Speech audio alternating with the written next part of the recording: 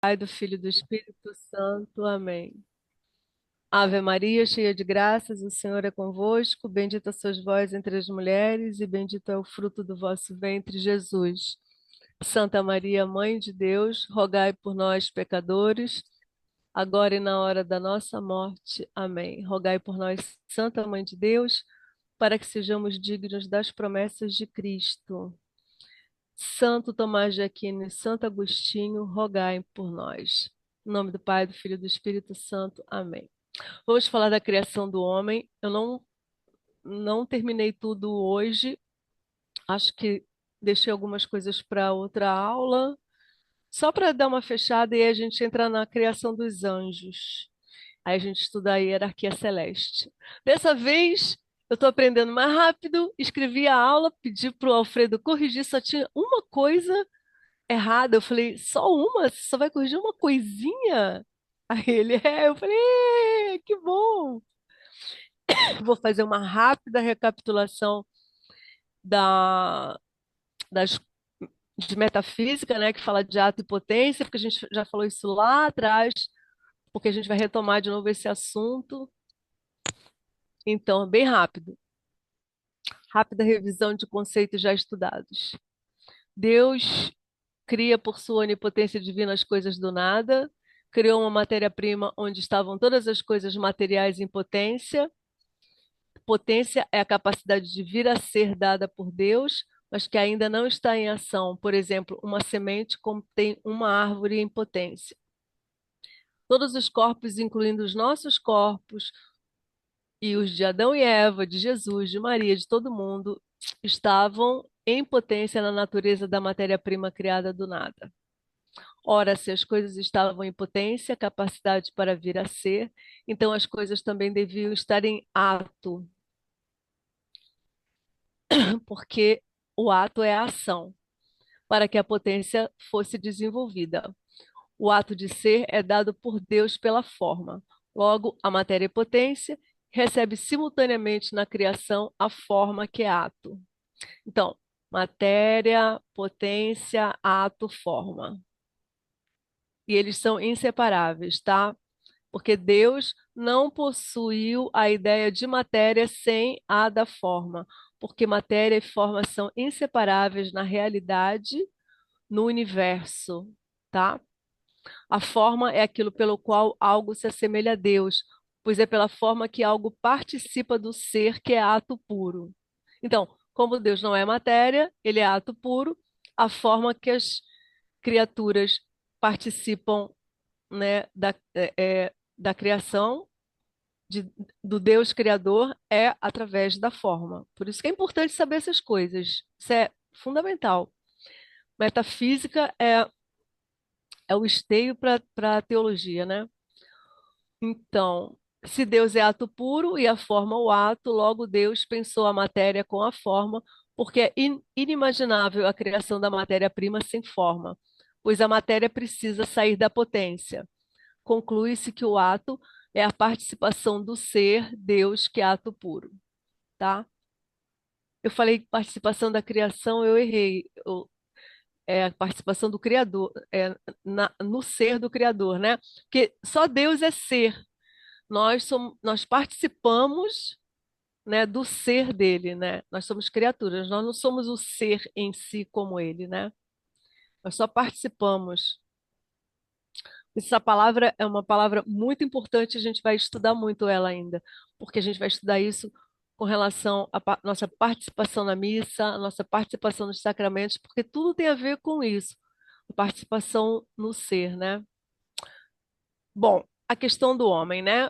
O homem é um ser composto de alma e corpo. Então, eu vou falar algumas coisas que não estão escritas. O que que acontece? O homem, ele é o, o ser intermediário, desculpa, a criatura intermediária, né, na hierarquia. Acima dele estão os anjos, que são só espírito. Abaixo estão seres que têm alma material, como a gente viu. A gente diz alma material porque elas, quando eles morrem, a alma acaba junto com eles. Então é uma alma material. Isso é incrível, né? A nossa alma é uma alma espiritual. Então, por ela ser espiritual, ela é imortal e incorruptível. E é nisso que ela se assemelha a Deus. Então, o homem é o ponto, né, de, digamos assim, de interseção dos seres, né, que são espírito puro e matéria. Então, o homem, ele é a glória da criação de Deus. Deus criou tudo para o homem, e a gente não pode esquecer nunca isso, porque isso define uma série de conceitos que no nosso dia a dia a gente vai poder defender, né? Inclusive, o Alfredo me chamou a atenção de que a questão da matéria, né, que dá corporeidade ao homem, Santo Tomás nunca negligenciou ela, assim como algumas seitas, né, e algumas heresias fizeram, de que a matéria não importa, que o homem está preso na matéria, ele precisa se desvencilhar da matéria para poder estar livre, né? E isso não acontece no catolicismo, tá? Porque o homem ele só está completo com a união do corpo e da alma. Tanto que o conceito de pessoa para Santo Tomás, ele se refere ao homem unido à sua alma. Por exemplo, você não pode dizer esse corpo é de uma pessoa morta, porque ele não é mais uma pessoa, ele é só um cadáver, porque o conceito de pessoa é alma e corpo junto. Assim como nós não estamos completos no céu. Olha que interessante. Só vamos estar completos quando nós nos unirmos ao nosso corpo na ressurreição dos mortos. Nós estamos na visão beatífica e vamos estar plenos. Mas para nós estarmos no céu sem a nossa alma, sem o nosso corpo, Deus tem que nos dar uma graça muito especial para a gente poder estar lá dessa maneira, porque não é a maneira, como fala, o homem não é assim, ele é corpo e alma junto, tá? Ele não pode viver sem o corpo, né? Então, ele ainda que esteja pleno de Deus na visão beatífica, ele não está completo. Então, isso é uma coisa muito importante, tá? Porque não existe essa forma de tratar o corpo como uma coisa, sabe, execrável, né?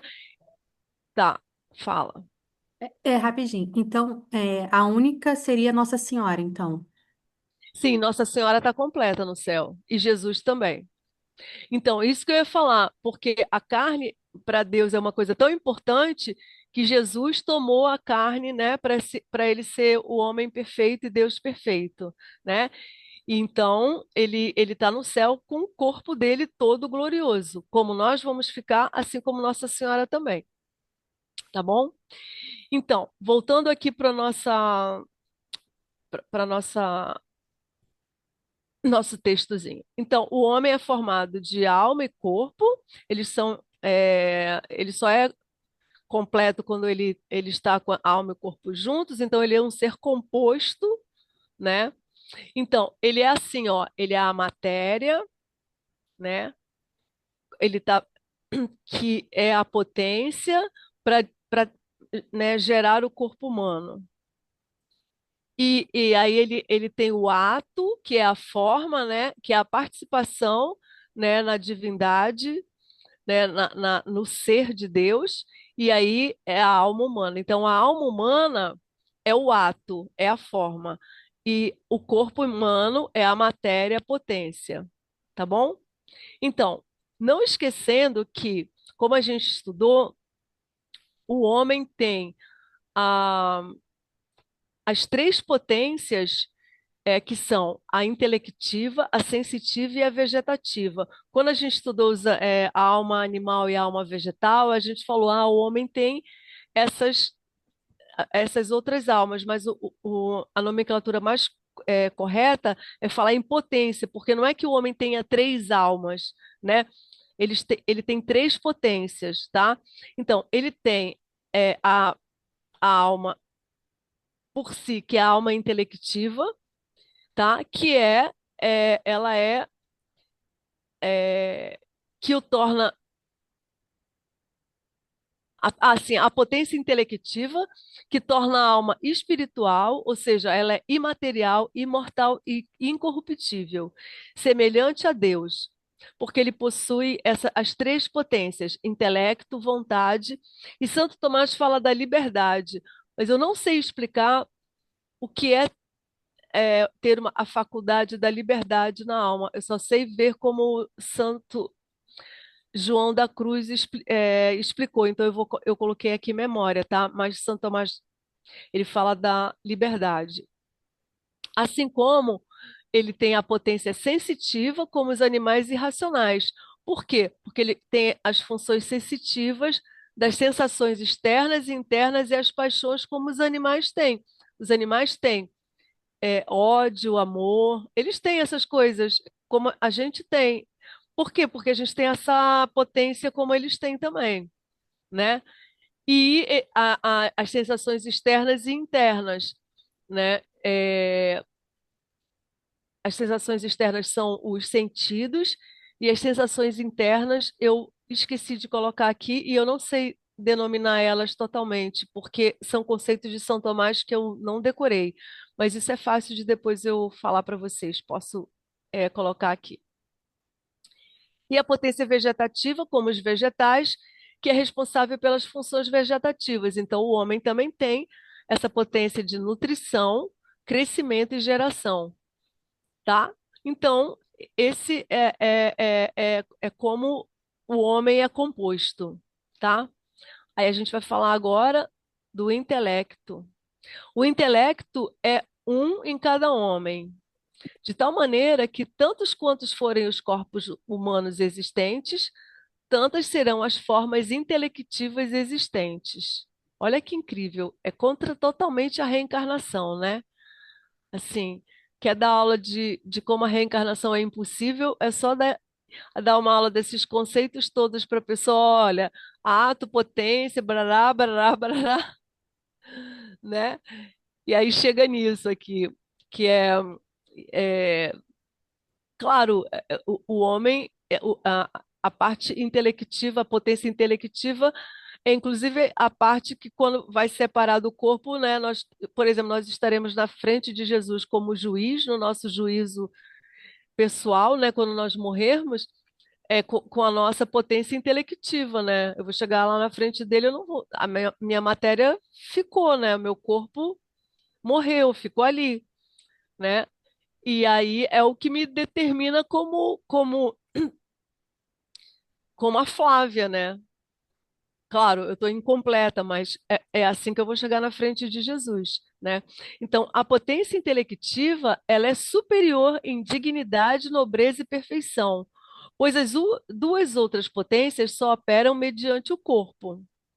Não são três almas, mas três potências, sendo a intelectiva superior, pois se fosse três almas, não deveria haver três atos, e seria contra a unidade forma, ato substancial no homem.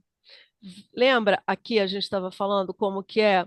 O homem é matéria, a matéria é potência, porque ela vai gerar um corpo, né, que vai se desenvolver e unida ao ato, que é forma, que é a nossa alma humana, espiritual, imortal, incorruptível. Então, é um ato, né, para uma matéria, né? E aí, se a gente falar que são três almas, teriam que ser três atos, e não pode, né? Porque, porque a unidade do corpo não é essa, é corpo e alma, uma forma, uma matéria. Não é difícil de entender. A gente vai se acostumando com essas denominações da metafísica e a gente vai conseguindo degustar melhor isso. É, a alma de natureza espiritual possui em si mesma a perfeição do ser da alma da natureza corporal. Por que que a alma, olha só, a alma de natureza espiritual, ou seja, ela é imortal e incorruptível, possui em si mesma a perfeição da alma da natureza corporal. Existe a alma da natureza corporal? Sim, são essas potências sensitiva e vegetativa, que quando o corpo morre, elas terminam. Então, quem tem a perfeição dessa natureza corporal é a alma espiritual, né? É ela que é o ato, né? Que como ela é superior, ó, ela é superior em dignidade, nobreza e perfeição, é ela que possui a perfeição da natureza corporal, ainda que a natureza corporal seja corruptível. A alma humana é a perfeição do corpo fisicamente organizado. Por isso que eles são inseparáveis, tá vendo? Você pode falar de corpo e alma numa união inseparável, né? Ou seja, e quando acontece a morte, há uma incompletude entre os dois. É que nem Jesus com a união hipostática. É, o homem não pode se separar da divindade nunca, né? E nós, como nós fomos feitos para não morrer, porque fez a gente para a gente não morrer. Então a gente fica incompleto com a morte quando separa corpo de alma, né? Porque a gente é imagem e semelhança de Deus, inclusive nessa união. A união de Jesus é a união hipostática da humanidade com a divindade, e a nossa união é corpórea e espiritual, que fica incompleta com a morte, porque a morte entrou no mundo como paga do pecado, mas nós não fomos criados assim, né? Adão não morreria, né? Então, olha o que ele fala: a alma humana é a perfeição do corpo fisicamente organizado e que tem a potência de viver, porque a alma lhe dá o ser e a vida, tá bom? Então, é a alma humana que dá o ser e a vida ao corpo fisicamente organizado. Que coisa linda, né? Sua origem, olha que coisa linda isso aqui. A sua origem é por criação e não é parte do ser e não é parte do ser de Deus. Ou seja, quando Deus cria a alma humana, nós não somos uma parte de Deus. Isso a gente já falou lá atrás, que o homem diferente dos esotéricos falam, né? A gente não tem uma centelha de Deus dentro da gente, não tem uma parte de Deus, porque o Criador, ele não pode se misturar com a criatura. São duas naturezas diferentes e incompatíveis, não pode se misturar. Então, a origem dele é por criação, mas ele não tem nenhuma parte do ser de Deus. Ele só participa do ser de Deus. Essa é a forma da união do homem com Deus, é por participação e não porque Deus dá uma parte dele para o homem, tá? Então, a alma foi criada para existir no corpo, mas porque é espiritual, ela pode subsistir sem ele. Ou seja, ela só subsiste porque ela é espiritual, mas ela não está completa sem o corpo. E aí ele continua, mas não possui toda a perfeição, ou seja, a alma espiritual, quando separada, que lhe faz ser uma forma espiritual quando separada. Peraí. Que lhe faz ser uma forma espiritual racional do seu corpo, pois não possui tudo o que é necessário para a sua própria operação específica. Assim, então, quando a alma se separa do corpo, ela não está perfeita. Por quê? Porque é a alma espiritual, racional, que é própria daquele corpo, tá? E que o corpo precisa dela para as suas operações específicas. O corpo precisa da alma, porque é a alma que dá o ser e a vida ao corpo. Então, o corpo precisa dela, tanto precisa dela que ele vira um cadáver, né? E ela subsiste separada, mas ela está incompleta, tá bom? A única potência que subsiste separada do corpo é a intelectiva, pois as demais são materiais e acabam com o corpo, tá? O corpo humano, ao qual a alma intelectiva se une por infusão, ou seja, Deus infunde a alma, né? Olha só que incrível. Ele tem sua dignidade relativa à alma humana. O corpo humano, ele é digno por causa da alma humana, pois a dignidade da alma deve ser considerada antes mesmo que o homem fosse criado em Cristo, verdadeiro homem, por causa de quem o próprio homem foi criado à sua imagem e semelhança, e quem dignificou o corpo humano pela sua encarnação. Então, ainda que Deus não tenha criado ainda o homem, né? Já havia a dignidade da alma humana. Por quê? Porque Deus, desde toda a eternidade, sabia que ele ia fazer o homem, que ele queria fazer o homem, né? Ele quis fazer o homem à sua imagem e semelhança, tá?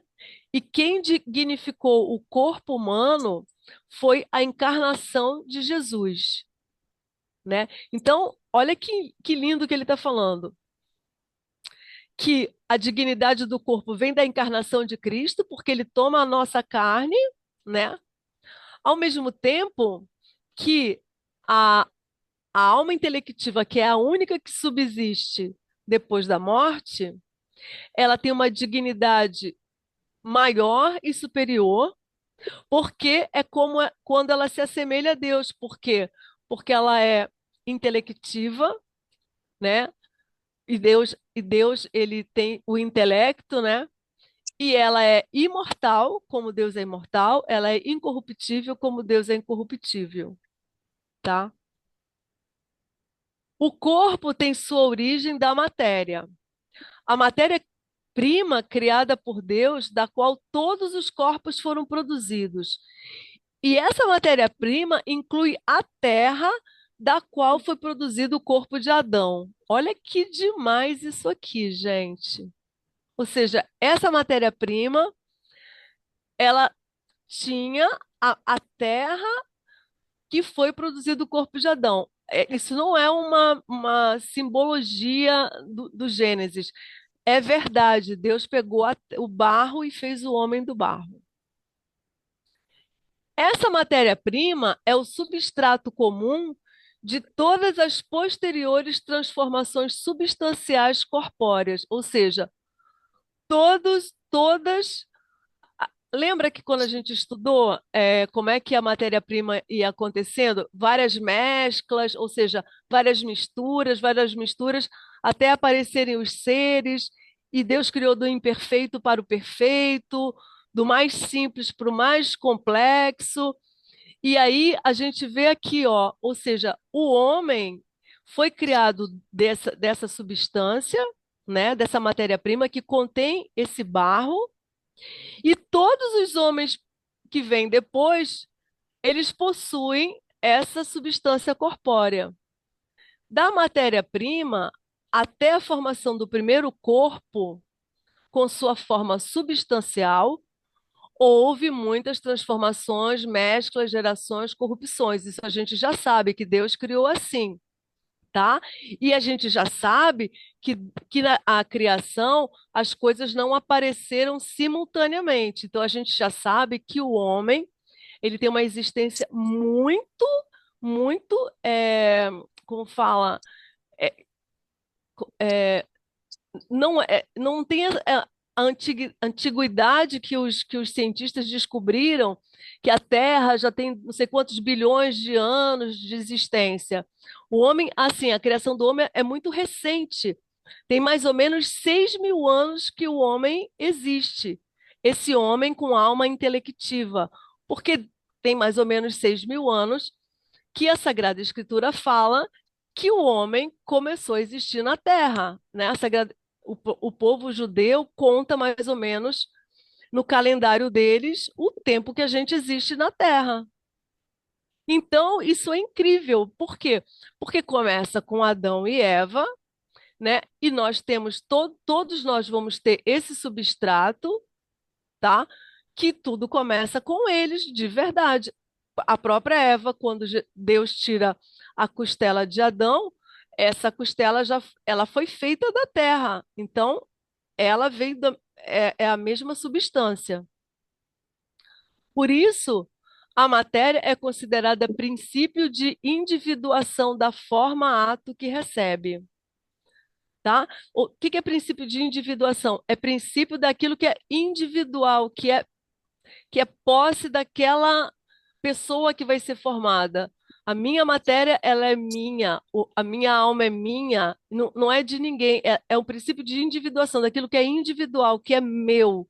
Eu sou uma pessoa porque eu tenho uma alma e um corpo unidos, tá? Então, eu sou um indivíduo, eu sou uma criatura, um ser que participo do ser de Deus, tá? O meu ser é por participação do ser dele, mas eu só tenho essa completude porque eu tenho uma matéria e uma que é o meu corpo e uma forma que é a minha alma, que estão unidas, tá? Então, o corpo, ele representa a dignidade do seu espírito, pois ele reflete o esplendor proporcionalmente na carne o que é dom do espírito. Olha só, isso é muito importante para a gente entender, inclusive a necessidade da pureza, da castidade, da modéstia. Por quê? Porque o corpo, olha só, ele representa, ou seja, é a coisa visível, né? Como é que a gente sabe o que é o espírito? Porque o corpo tem que refletir essa dignidade do espírito, né? O esplendor do espírito está na carne, tá? Essa perfeição trinitária da alma em sua própria estrutura orgânica, ela deve, essa perfeição trinitária da alma deve refletir esse esplendor na perfeição orgânica e estruturada de um corpo. Então, um corpo de uma mulher vulgar, com os peitos de fora e tudo de fora, ela não está representando o esplendor, né, do espírito que devia estar ali. Por quê? Porque é só olhar para a Virgem Maria, né? A Virgem Maria era a mulher, foi a mulher mais bela do mundo. É só olhar para Jesus, que foi o homem mais belo do mundo. E, no entanto, eles não expuseram o corpo deles nunca. Eles eram puríssimos, castíssimos, né? E refletiam essa dignidade. E a gente sabe disso também pelo olhar dos santos, né? Os santos, eles têm um olhar totalmente diferente, né, de pessoas que não têm essa santidade assim que já reflete essa coisa toda, né? Os santos têm um pudor enorme com o corpo deles, né? A gente vê isso, por exemplo, na história de Santa Inês, que ela Deus permitiu que os cabelos dela crescessem, né, para cobrir o corpo dela, quando os homens pegaram ela e jogaram ela num prostíbulo e arrancaram toda a roupa dela. E Deus fez os cabelos dela crescer imediatamente para cobrir o corpo dela, né? Os santos têm um pudor impressionante com o corpo deles, eles não suportam mostrar o corpo deles, né? Porque eles sabem dessa dignidade, né? E eles não podem mostrar aquilo que é algo de uma dignidade tão grande que precisa ficar coberto, né? Então, depois desses conceitos todos, a gente vai passar por uma coisa mais prática, que é como Deus faz para infundir a alma, enfim. Então, o homem é o resultado da união da alma espiritual criada por Deus e do corpo gerado pelos pais. Olha que coisa mais linda isso. Quem infunde a alma é Deus, mas quem gera o corpo são os pais, né? Então, a necessidade de Deus de criar o homem e a mulher para gerarem um outro corpo. Então, na medida em que um homem e uma mulher geram um outro corpo, eles viram três, né? Então, até na contagem dos corpos envolvidos nessa geração, aparece o número 3, né? Que é a referência à Santíssima Trindade, né? O homem e a mulher e o bebê. São três. Mesmo que o homem e a mulher tenham 10 filhos, foram três no momento da geração. Aí vem outro filho, de novo três estão ali no momento da geração daquele bebê, né? Então, a matéria potência é gerada pelos pais. E o ato forma que a alma espiritual é criada por Deus e infundida nessa matéria, infusa nessa matéria. Sendo assim, a alma humana não foi produzida antes do corpo, nem depois do corpo, mas no próprio corpo. A geração humana depende de Deus como causa eficiente da sua alma, pois ele cria e infunde a alma no corpo, causando-lhe o ser e a vida, e depende dos pais como causa material do corpo, como aqueles que dispõem a matéria para a infusão da alma. Eu vou explicar isso tudinho, peraí. A criação e infusão da alma é instantânea, no instante da concepção, e a individuação é o instante da recepção da alma no corpo.